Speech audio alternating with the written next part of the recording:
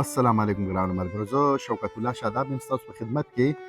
یو نوی کلام مې انتخاب کړی د صاحب شاه صابر چې زما ډېر زیات خوښ دی. وایي چې ستړی ستومانه چې د کاره راځم،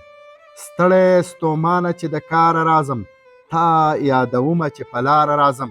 او د ارمانونو پڼ په سر راوړمه،